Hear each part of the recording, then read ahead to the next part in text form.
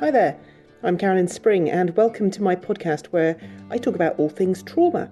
I dig into the nuts and bolts of trauma, how we can recover, what blocks us, and all things neuroscience-y, what actually goes on in the body and brain during and after trauma, especially from the perspective of evolutionary neurobiology.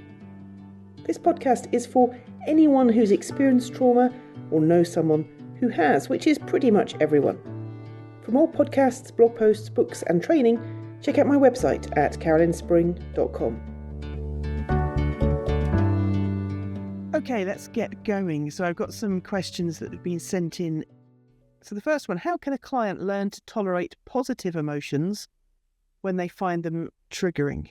And I think this is such a great question because I think that's so common. You know, we can think in terms of how to tolerate negative feelings. We can, think in terms of how do we deal with distress? How do we deal with being kind of triggered from fear-based things or reminders of the abuse and so on? But actually a huge part of it for me, as for I think lots of people, is how to deal with when something good is happening and that sense of fear and anticipation, of dread and kickback from that. Certainly for me, whenever something positive happened, there was almost always kickback from that. There was like a sense of sheer terror and panic. It's like, oh my word, this good thing has happened. Something bad must happen now, almost to balance it up. And so you end up dreading good things happening. And so you've got this kind of conflict within the therapeutic setup where therapeutically we're trying to work towards life getting better and good things happening. But we end up in this cycle that the more good things happen, the more triggered you get. And so you end up in this awful kind of catch-22 situation.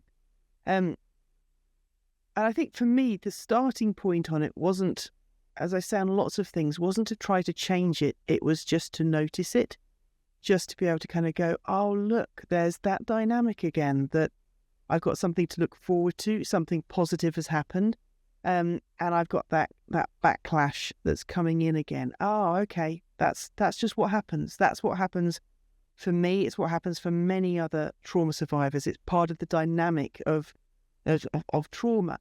So just the noticing it to start with, rather than trying to fix it and then getting into that spiral again of beating ourselves up for having the reaction. So I think that's where we can end up spiraling almost off to one side, where we go, oh, look, this positive thing's happened. I'm having backlash to it. Now I'm beating myself up for the backlash. And so the triggering has become double triggering, becomes triple triggering, rather than being able to just kind of go, oh yeah, is that thing again? That's what happens. It's what happens for lots of people. It's not just me. I think so. I started with just noticing it and trying to be more accepting of it and compassionate towards myself in it. Taking that attitude of yeah, that's really hard that I've got this lovely thing that's just happened or is about to happen, and instead of being able to enjoy that, I've got this, reaction, and isn't that really sad? And isn't that really painful? That I've had so many bad things happen to me in life that's my innate response to good things happening. So having that kind of sense of compassion for myself in it, not what's wrong with me and why do I have to be like this, but just like, oh, how painful is that? And so then from that much more kind of compassionate, accepting, noticing stance and being curious about it, starting to look for, well, I wonder why that's happening. And I think there's a kind of different energies in that, again, that we can kind of go, right, well, why is it happening? Because I need to figure out why it's happening so that I can stop it happening, so that I can be better, so that I'm not so triggered all the time, so I'm not so bad, so I'm not so messed up. And, again, what I'm talking about here is just the gentle curiosity of like, oh, wonder why that's happening. And I think that triggering can happen for a whole raft of reasons. Certainly for me, I think for lots of people, when you've been groomed in child sexual abuse, it's often the positive thing that's offered and then the bad thing happens afterwards. You are tempted in with sweets, with treats, with affection. You're set up for a treat, for something positive to happen, and actually it's just a prelude to abuse. So of course you start associating good things with something good will happen, and then afterwards straight away I will have to pay for it. Something bad is coming. So there's a kind of a conditioned response there. I see something good. What's happening next? There's something bad. I think as well, another reason for the triggering on it is that we get used to things being bad. We get used to suffering. We get used to being in distress. And so just the fact that it's different to that can trigger a sense of unsafety. Our back brain is going, I don't recognize this. I don't know what it is. I can't imagine what's going to happen now. I don't know what to do with it. I don't know what the rules are. I don't know what this is. This good thing, this good feeling. Yeah, what is that? And so anything that's novel, anything that's unfamiliar is likely to trigger that same response of threat and danger, and I need to be very wary of it. So it takes some time to get used to good things happening. And again, understanding that that's probably what's going to go on, and anticipating it and saying, okay, when this good thing that I'm planning is going to happen, I'm going to go somewhere that I want to go. I'm going to, receive a gift that I really want. I'm going to have a nice time with someone. It's like kind of going, okay, my back brain is probably going to interpret this as dangerous and unsafe. It may even then sabotage it to stop it happening in order to keep me safe. But it's not that reaction is because inherently I don't deserve the good thing. It's just my back brain just trying to keep me safe from this novelty of something good. So we have to kind of get used to it and learn to tolerate it a little bit. But I think as well, just the positive emotions in that can be really unfamiliar as well. And when we've lived in the numbed out red zone of freeze and dissociation and not having feelings, then having feelings and those feelings even sort of manifesting, in terms of smiling and laughing and enjoying, that can feel really, really dangerous. If our survival strategy has been to play dead, to go still, to hunch down small, to huddle down so that the predator doesn't take notice of us, then this sort of very dangerous way of being, of having emotions and having positivity and having joy, making a noise, that can feel incredibly dangerous as well. So even just having those positive emotions can trigger the back brain to thinking, whoa, what are you doing? You're just going to draw attention to yourself. It's like if you're used to walking through woods where bears come and maul you, you don't want to be walking through woods skipping and laughing and dancing and being joyful, because that's going to cause bad things to happen again.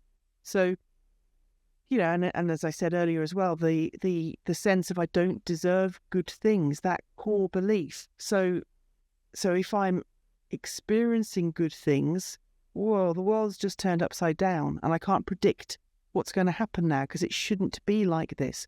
I shouldn't experience good things. And when you work with a therapist who's had maybe more positive life experiences, and, for me, I saw this kind of mirroring coming back to me of someone who did believe that she deserved good things. And when she had good things, it was the most natural thing in the world. And instead she had this sense of, I don't deserve bad things. You don't deserve bad things. That was really helpful to have that mirroring come back to me of having someone who, in a very careful and therapeutic way, had a level of self-disclosure that showed me, when these bad things happen to you, I don't think that's right. I don't think you deserve those things. And when I said, oh, there's this good thing that I'm about to have or enjoy or do, to see the delight and the joy and the kind of almost as well the shrugged shoulders of like, yeah, of course you should have a nice birthday. Of course you should have a nice holiday. Of course you should have a nice evening out. Of course. That to me was really surprising because it didn't fit those core beliefs that I grew up with, that I don't deserve good things. an example, it probably links into what I said just a few minutes ago, that a lot of my memories around things like birthdays were, I lived with, my granddad lived with us as a family. My granddad was one of my abusers. And on my birthday, he'd give me money for, as a birthday present. And the rule in the family was you had to go and say thank you to him, and you had to go up to his room to say thank you to him. And almost without fail, every time I did, I would be abused. And so, of course, within that, I didn't want to receive a good thing because I didn't want to have to pay for it afterwards. I never really, growing up, had a sense that I could receive a good thing and it was just a good thing for me to enjoy. There was always a cost attached to it. There was always a debt to pay for it. So I'd rather not have the good thing in the first place so that I didn't have to pay for it afterwards. So that's another factor in it. Another one, just thinking more on this. I think if we've not had our emotions accurately labelled to us, if we've not had experiences of joy, and then we've had an attachment figure who has responded with joy to our joy as a child and called it joy or enjoyment or happiness, then that lack of epistemic mirroring can leave us very confused about what it is that we're experiencing. I can think of many, many times in childhood when I had a joyful experience, winning a race in sports day, something like that. And you come bubbling with this excitement. You come home bubbling with this excitement to say what happened. You come home with a piece of so-called art that you've produced, that you're proud of, that you enjoyed making. And when that's not mirrored back to you, when what's mirrored back to you is grumpiness or criticism or a failure to engage in your joy with you, that can be a very confusing experience then to know what that experience was. Was that joyful or was it not? It seemed to get me into trouble. It seemed to get me to be criticised. And so just that epistemic mirroring that's, inaccurate epistemic mirroring can leave us feeling very confused. And I had to do quite a bit of work on just being able to identify what my emotions were of enjoyment. And I think there's a huge crossover neurobiology between, for example, excitement and fear. It's the same kind of response. There's an amber zone response, except excitement is where it's safe, fear is where it's dangerous. Now, when you've lived where everything's dangerous all the time, then you quite naturally, I think, it's never safe. And so an experience of excitement has always got an edge of danger and fear to it for all the reasons I've stated. So it can be quite a new experience to be excited about something without there being fear attached to it. And one of the things that really helped me on that, it was something specific that I had to work through, was, for example, learning to do public speaking and so on, in that I would have this fear of doing it, understandably, as most people do. But I remember someone saying to me, those feelings of butterflies in your tummy, the feeling that you feel slightly kind of shaky, the feeling of jiggliness and so on. And they said to me, you can interpret that as fear, or you can interpret it as it's excitement and it's energy to get the thing done that you're wanting to do. Because ultimately I wanted to do the public speaking thing that I was doing. I wanted to achieve it. I wanted the outcome of it. I wasn't being made to do it. It was something that I wanted to do. And so I was quite excited about it. And there was fear as well. And it was we just worked through over a period of a number of sessions, a number of weeks on it. The thought that came into my head at the moment that I was facing up to this, it's like, is this exciting or is it fearful? And we looked at it in terms of, I can choose which way I interpret it. And that if I interpret it positively, if I say, oh, look, butterflies in my tummy, that's my body gearing up to give me the focus, to give me the energy, give me the sense of to get this thing done that I want to do.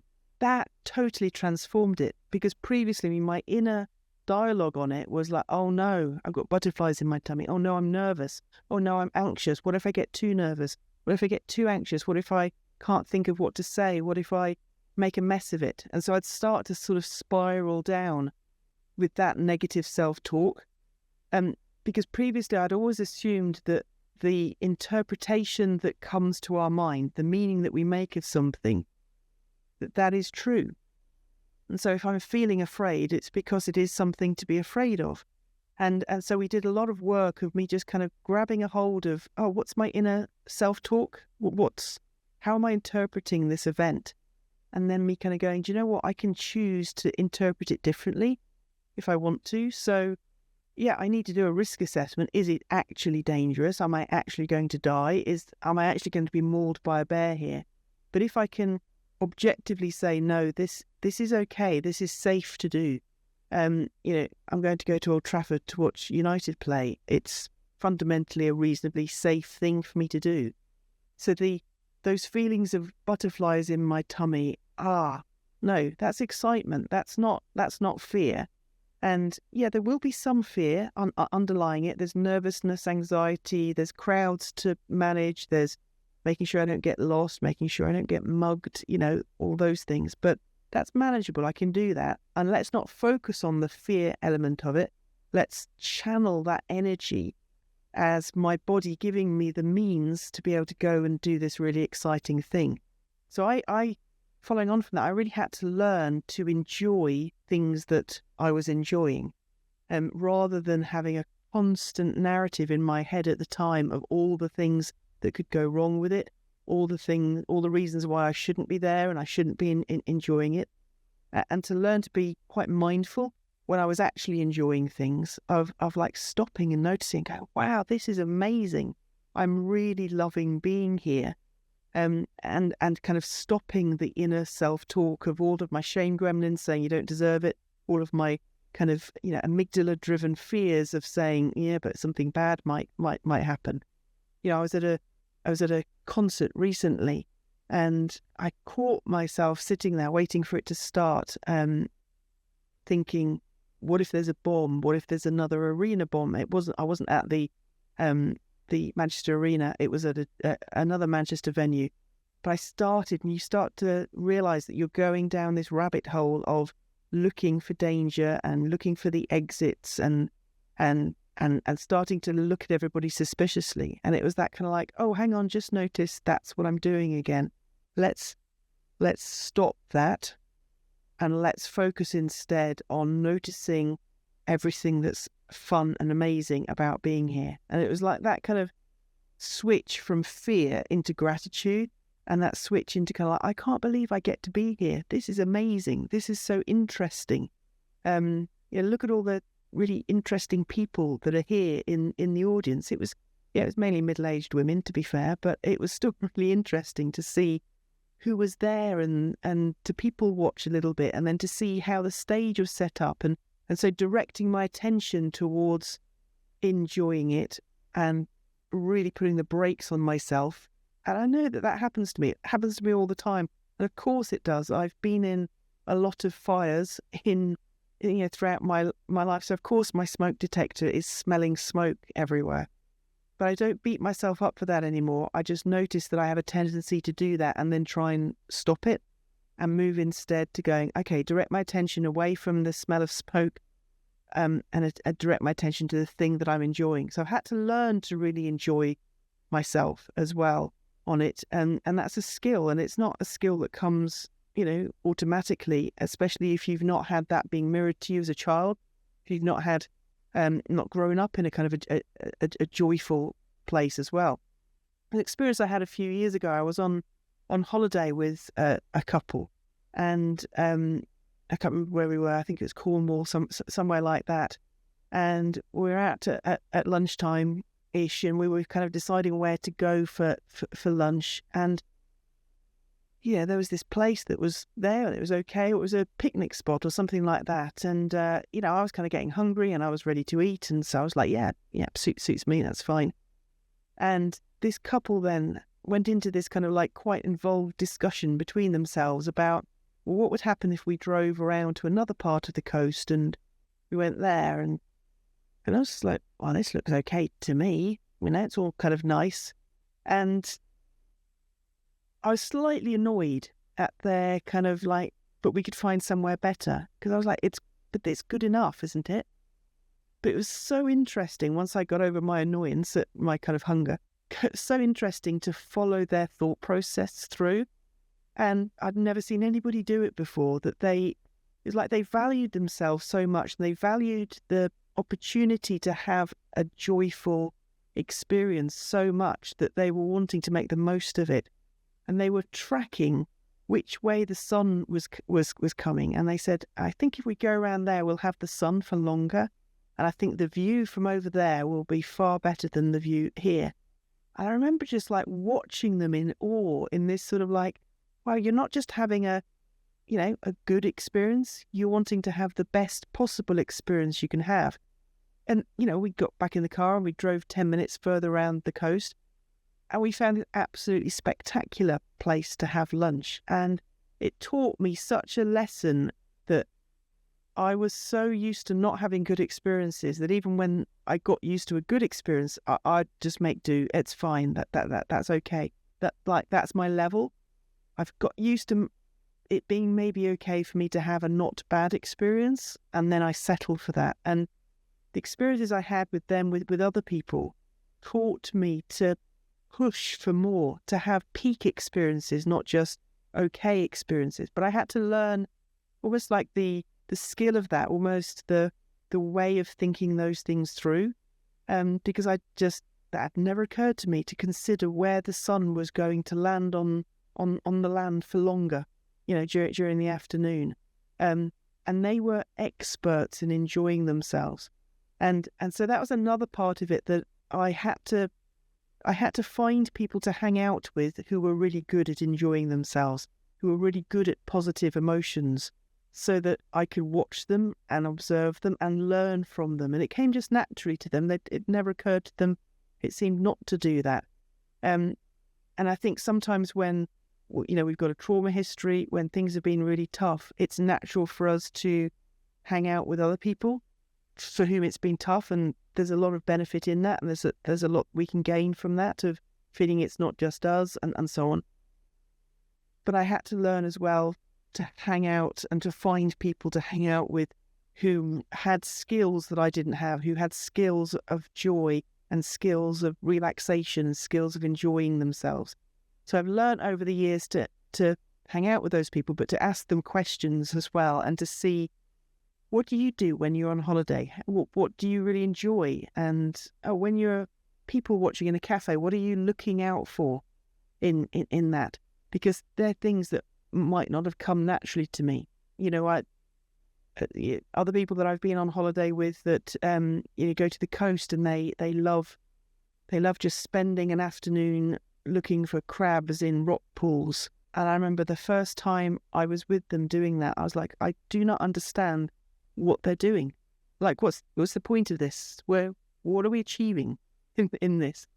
And I talked to them about it to understand why they were enjoying it, how they were enjoying it. And once I understood it, I grasped it, and then I had the experience of it. It was just like, oh, I want to do that again. I went fishing with someone on their boat, and I'd always been like, what's enjoyable about fishing? I don't understand. It's just sitting there not doing anything.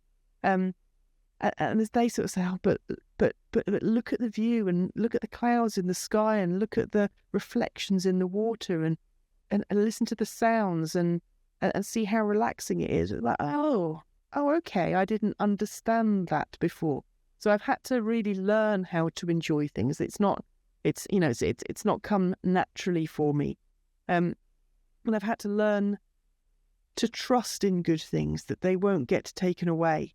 I grew up in an environment where there was a lot of here, you can have this good thing, but the moment you step out of line, it will be taken away. So there was a lot of control and coercion within, physical material objects, Christmas presents, birthday presents. There was a lot of threat around it, that if you don't behave the way we want you to behave, we'll take it away. I didn't grow up with a sense of unconditionality.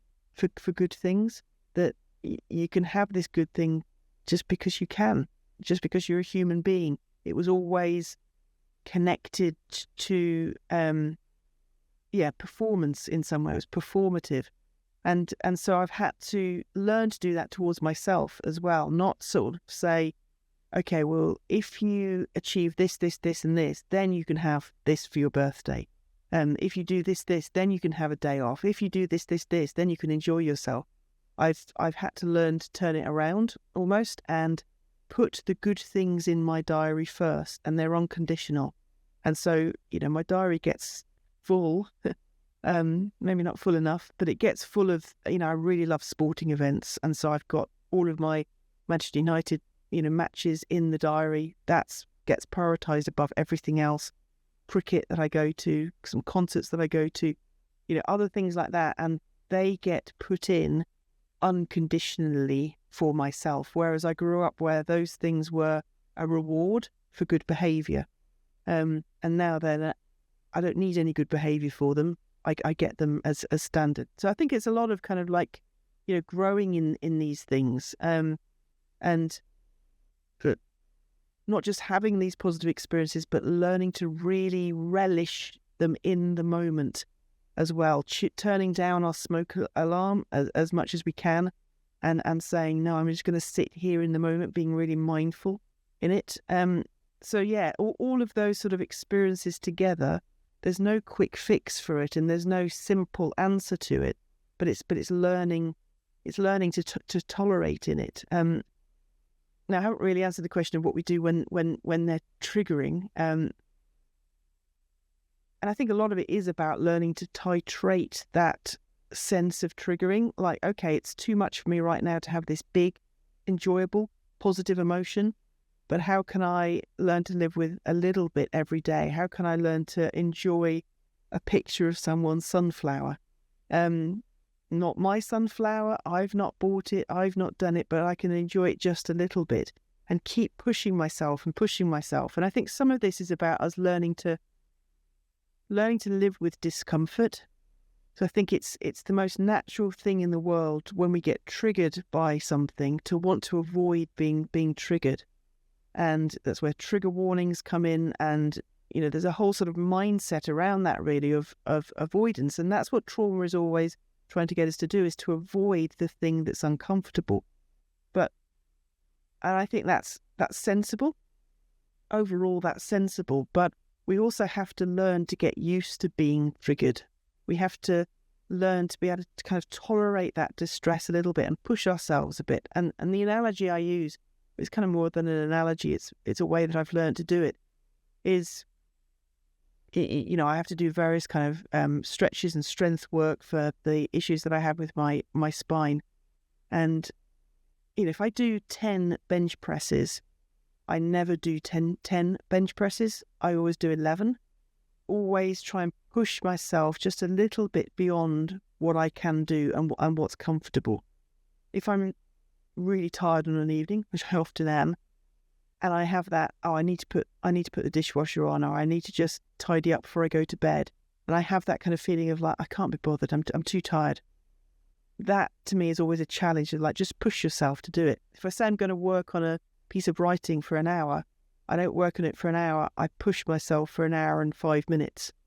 There's always that. I'm just going to push myself a little bit beyond what's comfortable on it all the time, because I think that trains me to do the uncomfortable things in therapy then, and with uncomfortable emotions, and as well it's that sense of like, okay, it's a feeling of discomfort, it's a feeling of being triggered, but it's just a feeling. It's giving me some information, it's giving me some data, but I don't have to obey it, I don't have to be bullied by it. And I think what I found so helpful for that in a therapeutic context was working with therapists who weren't bullied by my feelings either. So I had to see that they were comfortable with me being in distress, if you know what I mean. They weren't comfortable with it, but they could tolerate me being in distress without having to come in and rescue me from it. They could allow me to go that extra 1 bench press further than what was really comfortable, to push myself. I'm walking for a mile, okay, I'm going to walk for a mile and 100 yards. And it was always that, finding the edge in therapy of what I can tolerate, just pushing just a little bit beyond it, not so much that I collapse, not so much that, it's really it's really overwhelming and undoable, but always just saying, come on, just a little bit more. Let's just go a little bit further into that. So every time I wanted to run away and avoid and back down from something, it was working with therapists who would say, well, come on, just push a little bit more. I know you don't want to talk about this subject. Let's just talk around it.